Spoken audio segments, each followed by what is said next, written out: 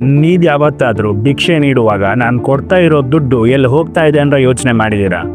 Bus ಸ್ಟ್ಯಾಂಡಲ್ಲಿ, ಪಾರ್ಕಲ್ಲಿ, ಜಾತ್ರೆಯಲ್ಲಿ ಅಷ್ಟೇ ಯಾಕೆ, ಮೆಟ್ರೋ ಹತ್ರ, ರೈಲ್ವೆ ಸ್ಟೇಷನಲ್ಲಿ, ಭಾರತದ ಎಲ್ಲ ಕಡೆನೂ ಭಿಕ್ಷುಕರು ಇದ್ದಾರೆ. ಇದು ಕನ್ಸರ್ನಿಂಗ್ ವಿಷಯ ಅಲ್ಲ. ಕನ್ಸರ್ನಿಂಗ್ ಆಗಿರೋ ವಿಷಯ ಏನು ಅಂದರೆ, ಕರೆಕ್ಟಾಗಿ ಅಬ್ಸರ್ವ್ ಮಾಡಿದರೆ ನಮ್ಗೆ ಅವರಲ್ಲಿ ಒಂದು ಪ್ಯಾಟರ್ನ್ ಕಾಣುತ್ತೆ. 80% ಫೀಮೇಲ್ ಭಿಕ್ಷುಕರ ಹತ್ರ ಒಂದು ಮಗು ಇರುತ್ತೆ.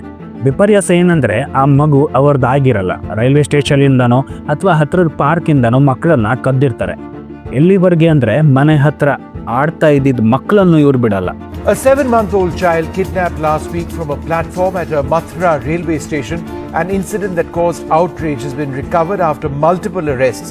ಈ ವಿಷಯ ಲಾ ಆ್ಯಂಡ್ ಎನ್ಫೋರ್ಸ್ಮೆಂಟ್ಗೂ ಗೊತ್ತು, ಆದರೆ ಅವರು ಏನು ಆ್ಯಕ್ಷನ್ ತಗೊಳ್ಳೋಕ್ಕೂ ಆಗಲ್ಲ. ಬಿಕಾಸ್ ಅದು ಅವರ ಮಗು ಅಲ್ಲ ಅನ್ನೋದಕ್ಕೆ ಅವರ ಹತ್ರ ಯಾವ ಪ್ರೂಫ್ಸು ಇಲ್ಲ. ನಾನು ನಿಮ್ಮ ಇನ್ಸಿನ ಅಧ್ಯಕ್ಷ ಆ್ಯಂಡ್ ಇದು ಅಧ್ಯಕ್ಷ ವಾಣಿಯ 2ನೇ ವಿಶೇಷ.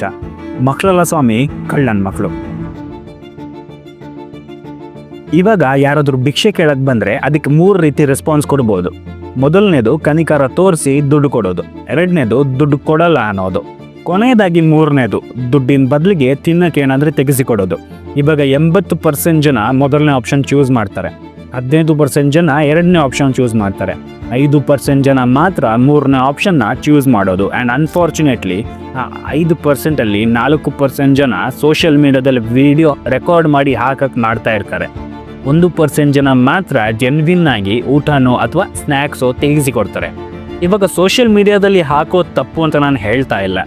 ವಿಪರ್ಯಾಸ ನೋಡಿ, ನಾವು ನಮ್ಮ ಅಪ್ಪನ ಹತ್ರನೋ ಅಥವಾ ಫ್ರೆಂಡ್ಸ್ ಹತ್ರನೋ ದುಡ್ಡು ಕೇಳುವಾಗ ಸೀಕ್ರೆಟಾಗಿ ಕೇಳ್ತೀವಿ, ಎಲ್ಲಿ ನಮ್ಮ ಸ್ವಾಭಿಮಾನಕ್ಕೆ ಧಕ್ಕೆ ಬರುತ್ತೋ ಅಂತ. ಆದರೆ ಇನ್ನೊಬ್ರಿಗೆ ಕೊಡುವಾಗ ಎಲ್ಲರ ಮುಂದೆ ತೋರಿಸ್ಬಿಟ್ಟು ಕೊಡ್ತೀವಿ. ಸರಿನಾ? Good question. You are a good question. ಇವಾಗ ಭಿಕ್ಷೆ ಬೇಡುವವರು ಹಾಗೂ ಬಡ ಜನರು ಇದೆರಡು ಒಂದೇ ಅಲ್ಲ.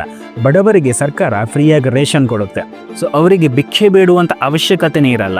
ಈ ಭಿಕ್ಷೆ ಬೇಡುವವರಿಗೆ ಯಾಕೆ ರೇಷನ್ ಸಿಗಲ್ಲ ಅಂದರೆ 99% ಭಿಕ್ಷುಕರ ಹತ್ರ ಯಾವುದೇ ಐಡೆಂಟಿಟಿ ಇರಲ್ಲ.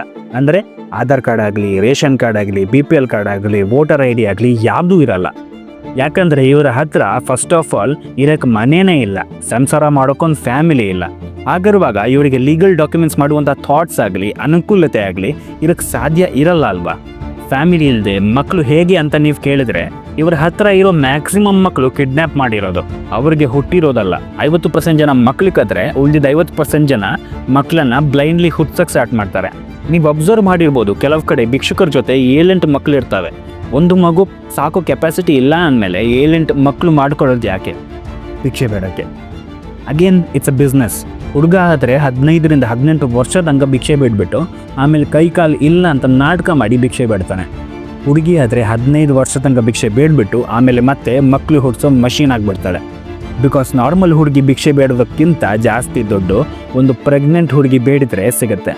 ನಾರ್ಮಲಾಗಿ ಎಸ್ಟಿಮೇಟ್ ಹಾಕಿದರೆ ಇವರುಗಳ ಫ್ಯಾಮಿಲಿ ಆ್ಯಾವ್ರೇಜಲ್ಲಿ 2,000 ಪರ್ ಡೇ ದುಡಿತಾರೆ.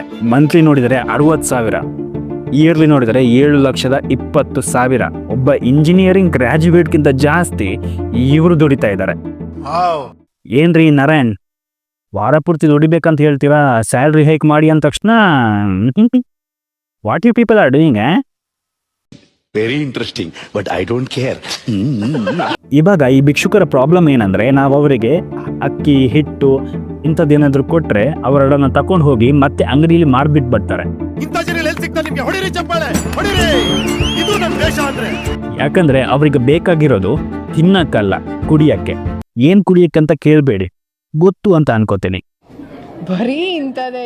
ಇವಾಗ ನಮ್ಮ ಸರ್ಕಾರದ ಹತ್ರ ತುಂಬಾ ದುಡ್ಡಿದೆ. ಅವ್ರು ಬೇಕಾದ್ರೆ ಈ ಭಿಕ್ಷುಕರಿಗೆ ಸ್ವಲ್ಪ ಸ್ವಲ್ಪ ದುಡ್ಡು ಕೊಡ್ಬೋದು, ಆದ್ರೆ ಅವ್ರು ಕೊಡಲ್ಲ. ಯಾಕಂದ್ರೆ ಅವ್ರಿಗೂ ಗೊತ್ತು ಇವ್ರಿಗೆ ಎಷ್ಟೇ ಕೊಟ್ಟರು ಮತ್ತೆ ಅದನ್ನ ಒಂದು ವಾರದಲ್ಲಿ ಖರ್ಚು ಮಾಡಿ ಭಿಕ್ಷೆ ಬೇಡಕ್ಕೆ ಸ್ಟಾರ್ಟ್ ಮಾಡ್ತಾರೆ ಅಂತ.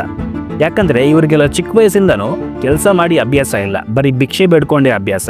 ನೀವು ಅವರಿಗೆ ದುಡ್ಡು ಕೊಡಬೇಡಿ ಅಂತ ನಾನು ಹೇಳ್ತಾ ಇಲ್ಲ, ಆದರೆ ಆದಷ್ಟು ಪರೋಕ್ಷವಾಗಿ ಸಹಾಯ ಮಾಡೋದಕ್ಕೆ ಟ್ರೈ ಮಾಡಿ.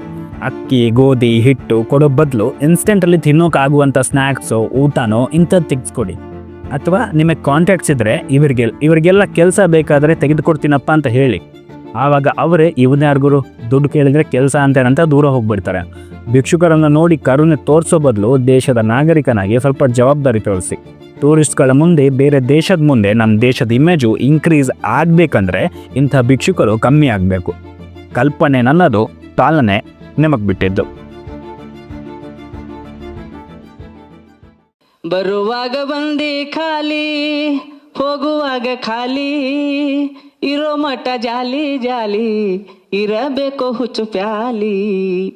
ಏನೈತ್ರಿ ಜೀವನದಾಗ, ಏನಿಲ್ರಿ ಜೀವನದಾಗ, ಹೋಗುದೈತಿ ಕೇಳ್ರಿ ಮಣ್ಣಾಗ, ಹೋಗುದೈತಿ ಕೇಳ್ರಿ ಮಣ್ಣಾಗ.